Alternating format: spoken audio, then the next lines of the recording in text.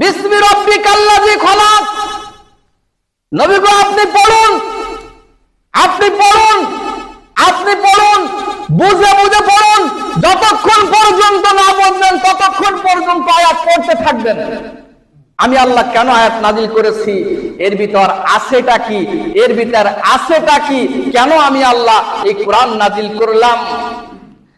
আল্লাহ নবী বলেছেন নাজালাল কোরআন আলাইকুম, কোরআনকে ভরপুর করা হয়েছে পাঁচটা বিষয় দিয়ে। ফাহাল্লা হালালাহু ওয়া হারামা হারামাহু আমিনহু তামা আমিনু মুতাশাবিহাত ফাদা মিনাল আমসাল ইল্লা ফাদাকালাল জান্নাহ।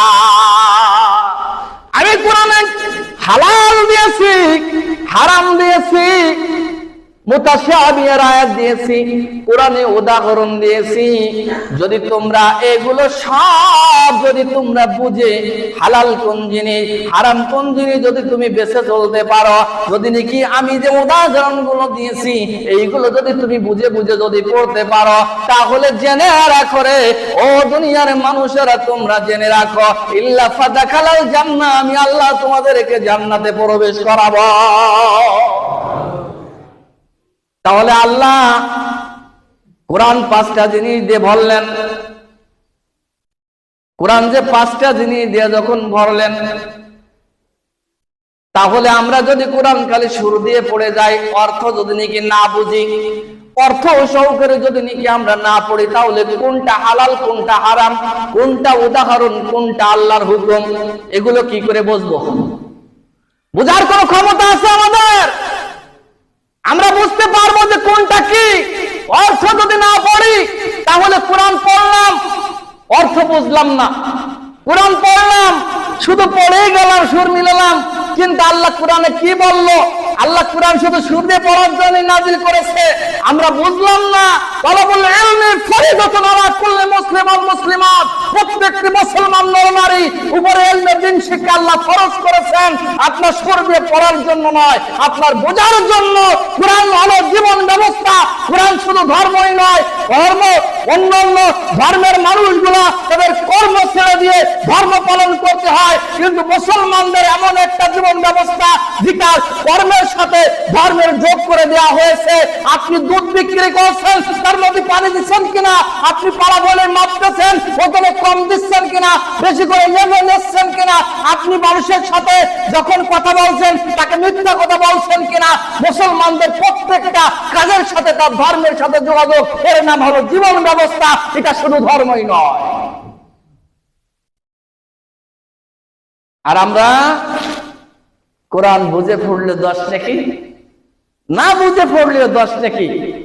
তার মানে আমাদের যে নেকির একটা পাল্লা দিয়ে দিয়েছে, কামলায় নাম লেখালেই কামলায় মজুরি পাওয়া যাবে, কামলা দিতে গেলে আমি 500, কামলা না দিতে গেলে বাড়ি বসে 500। এই রকমের আমাদের হাইলাইট করে দেওয়ার কারণে আমাদের ব্রেন ওয়াশ করা হয়েছে। মুসলমানরা কোরআন থেকে মুখ ঘুরাই নিয়েছে, মুসলমানরা কোরআন বোঝে না, আল্লাহ চেনে না। আল্লাহ না চেনার কারণে আজ মুসলমানদের এই অধঃপতন, নিজেরা নিজেরা খিলাখিলি করে মরতেছে।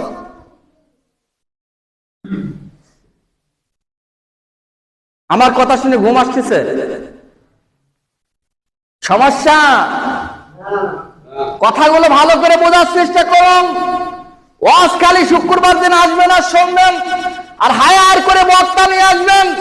সুবিধাবাদ জিন্দাবাদ, ধন্যবাদ, মাকান আব্বাস শহীদানা কালামাইসিন নোট ক্লিয়ার আসবে, আর সুবিধা মতো কথা বলে টাকা পকেট করে নিয়ে গাড়ি ছুটে হাওয়া দিয়ে চলে যাবে। আর আপনারা মনে করছেন এটাই ধর্ম? ধর্ম কি এত সস্তা? আন হাসিবতুম আন তাদখুলুল জান্নাহ, জেনে রাখো আমি আল্লাহ এত সহজে কাউকে জান্নাত দিয়ে দিব না। আয়াহসাবুল ইনসানু আইয়ুতরাকা সুদা, জেনে রাখো অতি সহজে কোনো মানুষকে আমি আল্লাহ নির্ঠক ছেড়ে দেব না। ফালাইয়ামাল মিসকালা যাররাতিন খায়রা ইয়ারা, যাররা পরিমাণে ভালো কাজ করলো আমি আল্লাহ কড়াই গুন্ডাই হিসাব করে দিব। ফালাইয়ামাল মিসকালা যাররাতিন শাররা ইয়ারা, যাররা পরিমাণে খারাপ কাজ করলো আমি কড়াই গুন্ডাই তোমাকে সেটার প্রতিদান দিয়ে ছেড়ে দিব। আমরা শুধু ওয়াজ শুনি, পেঁয়াজি আর বাদাম ভাজা খাইয়ে আমাদের শেষ।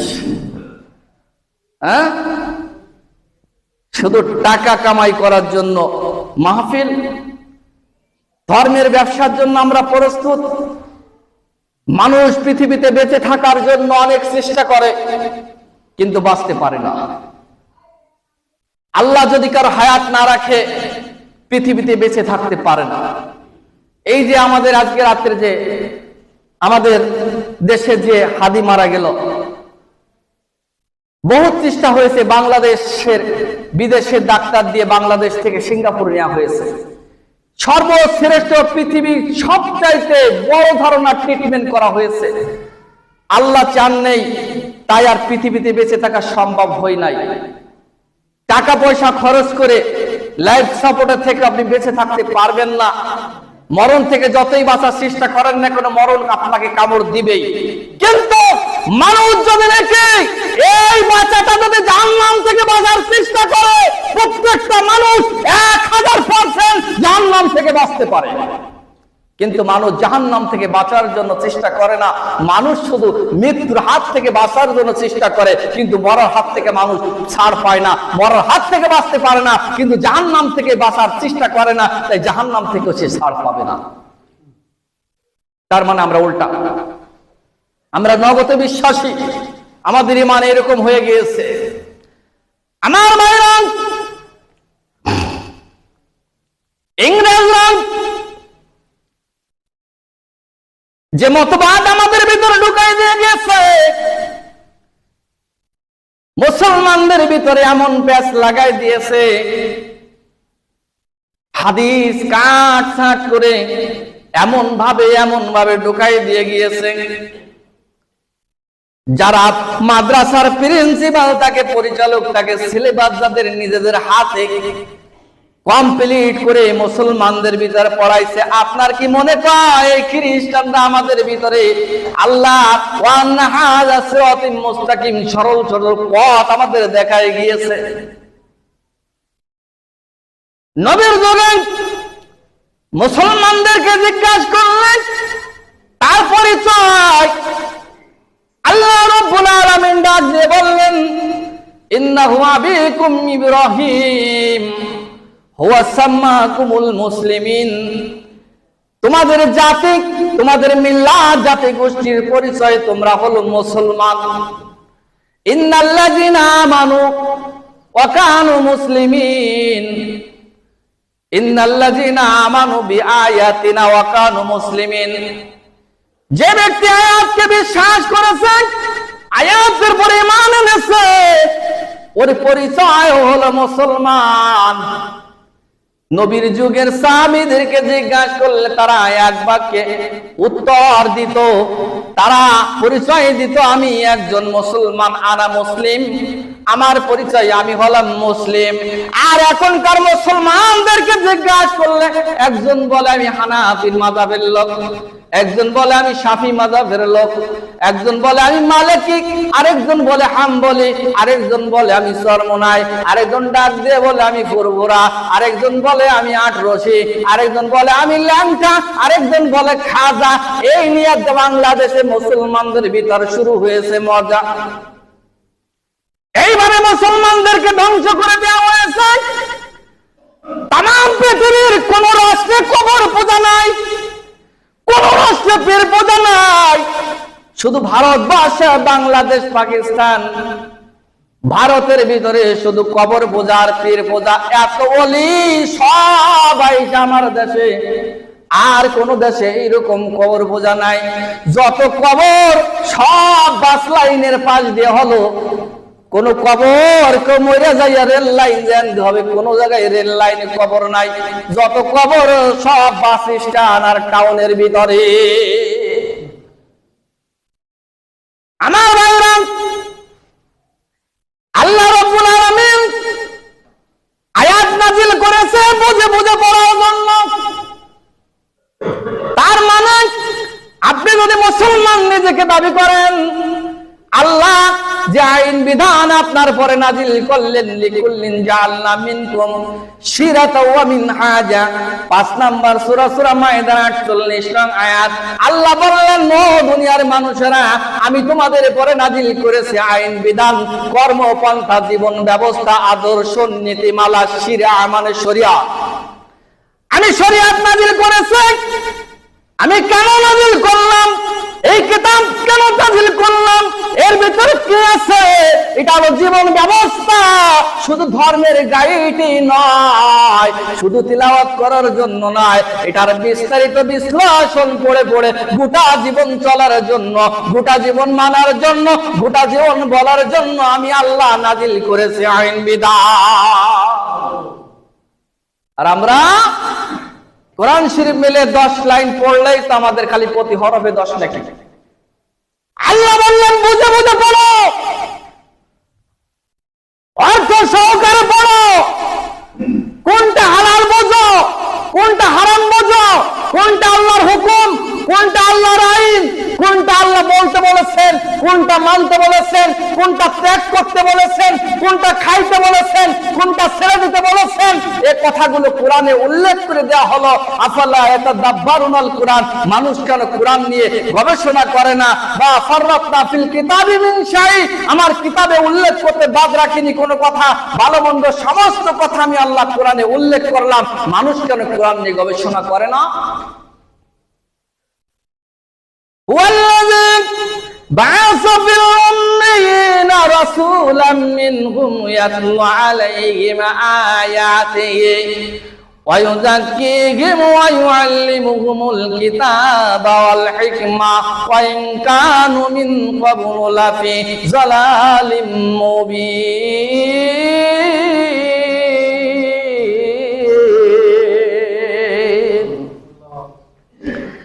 আল্লাহ রাব্বুল আলামিন সূরা জুমা 62 নং সূরার 2 নং আয়াতে আল্লাহ ডাক দিয়ে বললেন, উম্মি মানুষদের ভিতর থেকে আমি একজন উম্মি মানুষকে রিসালাতের দায়িত্ব দিয়েছি। তার কারণ হলো কাফির বেঈমান মুশরিকেরা, এরা জাহিলিয়াতের লোক, অন্ধকার যুগের লোক, এদের ভিতর থেকে তাদের চিহ্নিত, তাদের পরিচিত একজন লোক যে লেখাপড়া জানে না, কোনো ভার্সিটি কোনো স্কুলে পড়ে নাই, এমন ব্যক্তিকে আমি আল্লাহ এমন একজন রিসালাতের দায়িত্ব দিয়েছি যাতে তারা বুঝতে পারে এটা সাধারণত কোনো দুনিয়ার কোনো মানুষের ভাষা নয়, এটা হলো মহান আল্লাহ রাব্বুল আলামিনের পক্ষ থেকে নাজিলকৃত কিতাব। এতে বুঝতে পারে যাতে বিস্তারিত বিশ্লেষণ তাদের কাছে যখন খুলে খুলে বলবে, তারা বলতে না পারে অতি সহজে বুঝে নিতে পারে যে এই কথা তো এই ব্যক্তির জানার কথা না, নিশ্চয় এটা রবের পক্ষ থেকে নাজিলকৃত কিতাবের কথা। আমার ভাইরা, আজ মুসলমানগণ বিভ্রান্তির ভিতর রয়েছে। মুসলমানরা একজন আরেকজনকে হত্যা করে ফেলছে, খুন করে ফেলছে। কিতাবের ভিতরে এসেছে, আল্লাহ নবী বলেছেন, বুখারীর বাণী, শেষ জামানায় একজন মানুষ আরেকজন মানুষকে খুন করে ফেলবে, হত্যা করে ফেলবে, হারজ বেড়ে যাবে। সাহাবীরা বললেন, হারজ মানে কি? বললেন, হারজ মানে হলো খুন খারাপি, মার্ডার করা, কতল করা। একজন মানুষ আর একজন মানুষকে মেরে ফেলবে, ওই মরা মানুষকে জীবিত করে যদি জিজ্ঞাসা করা হয় তোমাকে কেন মারলো, সে বলবে আমি জানি না কেন আমাকে মারা হয়েছে। যে মেরেছে তাকে যদি জিজ্ঞাসা করো, সেও একই কথা বলবে, আমি কেন মেরেছি এ কথা আমিও বলতে পারি না। সেই জামানায় আমরা পৌঁছে গিয়েছি। ঈমান রাখা বড় কষ্ট, এই জামানায় ঈমান রাখা বড় কষ্ট। নবীজি সিজদায় পড়ে কাঁদতেছেন, সাহাবীরা অপেক্ষা করলেন, সিজদা শেষ হলে জিজ্ঞাসা করলেন, এ রাসূলুল্লাহ সাল্লাল্লাহু আলাইহি ওয়াসাল্লাম, নবী গো আপনি কেন কাঁদেন? কি সমস্যা গো নবী, আপনি কেন কাঁদছেন? নবী ডাক দিয়ে বললেন, উম্মতেরা তোমরা শোনো, শেষ জামানায় আমার উম্মতেরা জান্নাতে যেতে পারবে না। কেন গো নবী, কেন যেতে পারবে না? আল্লাহর নবী ডাক দিয়ে বললেন, আগুনের কয়লা, কয়লার আগুন হাতের মুঠোয় রাখা যতটা কঠিন হবে, শেষ জামানায় মানুষের ঈমান রাখা এর চাইতে বড় কঠিন হয়ে পড়বে। আজকে আমাদের ভিতরে ঈমান বড় কঠিন হয়ে দাঁড়িয়েছে। ঈমান কঠিন হয়ে দাঁড়িয়েছে। না মানুষের ঈমান আছে, না মানুষের আমল আছে, না মানুষের ইখলাস আছে, না আদর্শ আছে, না নীতি আছে। কে কাকে মানে, কে মুরব্বী, কে শ্বশুর, কে ভাসুর, কে ফুজুর, আর কে পাবলিক, কি ডাকাচ্ছেন? কেউ কারোর দাম দিতে এখন আর জানে না। জামানা শেষ হয়ে আসছে, দাজ্জাল আমাদের প্রত্যেকের হাতে পৌঁছে গিয়েছে। যেই টাচ সেট গুলো আমাদের কাছে আছে, এই দাজ্জালের আবির্ভাব, দাজ্জাল আমাদের কাছে পৌঁছে গিয়েছে। দাজ্জাল অটোমেটিক আমাদেরকে গ্রাস করে ফেলেছে। আমরা কোথায় আছি? আমরা কোন জায়গায় আছি? মুসলমানদেরকে আল্লাহ পাক কোরআন নাযিল করলেন আল্লাহ চিনার জন্য, আর মুসলমান না সেই আল্লাহকে ভুলে চিনল তাগুতকে। মুসলমানদেরকে আল্লাহ চিনার জন্য আল্লাহ পাক কোরআন নাযিল করলেন। একমাত্র আল্লাহর উপরে সাক্ষী দেওয়ার জন্য আল্লাহ পাক মানুষের উপরে নাযিলকৃত কিতাব নাযিল করে দিয়ে বললেন, ইত্তাবিউ মা উনজিলা ইলাইকুম মির রাব্বিকুম ওয়া লা তাত্তাবিউ মিন দুনিহি আউলিয়া ক্বালিলাম মা তাযাক্কারুন। ও দুনিয়ার মানুষেরা, তোমরা আনুগত্য করো, তোমরা মেনে চলো আল্লাহর পক্ষ থেকে যা নাযিল করা হয়েছে। ওয়ালা তাত্তাবিউ মিন দুনিহি আউলিয়া, আল্লাহকে বাদ দিয়ে কোন পীর বুজুর্গ, বড় হুজুর, ছোট হুজুর, কোন গাউস কুতুবের কোন নেতার আনুগত্য তোমরা করো না। ক্বালিলাম মা তাযাক্কারুন, সত্য করে তোমরা যারা আল্লাহকে ভয় করে থাকো তাদের সংখ্যা খুবই অল্প, তাদের সংখ্যা খুবই কম। ও দুনিয়ার মানুষ আমার, ভালো করে শুনে নাও, আজকে নামাজ পড়লেও খাওয়ান পাও, নামাজ না পড়লেও খাওয়ান পাও। নামাজ পড়লেও তুমি খাও, নামাজ না পড়লেও তুমি খাওয়ান পাও। দুনিয়ার মানুষ, তুমি জানো নি এই খাওয়ান তুমি কাদের ওসিলায় খাও? এই খাওয়ান কাদের ওসিলায় তুমি খাও?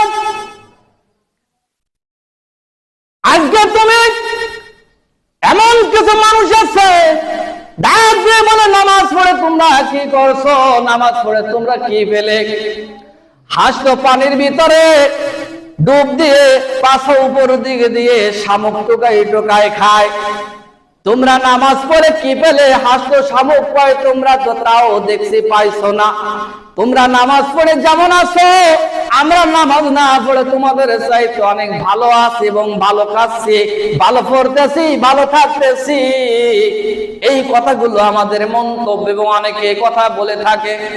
দুনিয়ার মানুষ, তুমি শুনে নাও, কিয়ামতের কঠিন ময়দানে জান্নাত আর জান্নাতে মানুষ যখন পরিপূর্ণভাবে চলে যাবে, ওই জাহান্নামীরা জান্নাতীদেরকে ডেকে বলবে, ওয়ানাদা আসহাবুন নারি আসহাবাল জান্নাহ আন আফিজু আলাইনা মিনাল মা। জাহান্নামীরা জান্নাতীদেরকে ডেকে বলবে, ও জান্নাতীরা, আমাদের উপরে ঢেলে দাও একটু ঠান্ডা পানি। আর আল্লাহ তোমাদেরকে এত নিয়ামত দিয়েছে, তোমরা তো খেয়ে পারো না, তোমরা তো খেয়ে পারো না। আমাদেরকে আল্লাহর দেওয়া নিয়ামত থেকে কিছু খাবার আর কিছু পানি আমাদেরকে দাও। জাহান্নাম নিচে থাকবে, জান্নাত উপরে থাকবে। এই জাহান্নামীরা খাবার পাবে। আজকে যারা নামাজ না পড়ে খাচ্ছ, আজকে যারা আল্লাহর হুকুম না মেনে জীবন চলছে, তারা ভালো করে শুনে নাও, জাহান্নামে যখন চলে যাবা, আজকে নামাজ না পড়েও বাড়ি যে খাওয়ান পাও, কিন্তু জাহান্নামে যাওয়ার পর ওই খাওয়ান তোমরা দেখবা। জান্নাতীরা ডাক দিয়ে বলবে, কুল হিয়া লিল্লাযিনা আমানু ফিল হায়াতিদ দুনিয়া খালিসাতান ইয়াউমাল কিয়ামাহ। সূরা আরাফ 7 নং সূরার 32 নং আয়াতের মাঝের অংশ এটা। জান্নাতীরা স্পষ্ট ভাবে জাহান্নামীদেরকে সেদিন জানাই দিবে, ও জাহান্নামীরা, কুল হিয়া লিল্লাযিনা আমানু ফিল হায়াতিদ দুনিয়া, যে খাওন আজকে তোমরা এই জায়গায় দেখছো, ঠিক এইরকম ভাবে খাওন দুনিয়াতে তোমরা খাইছিলা।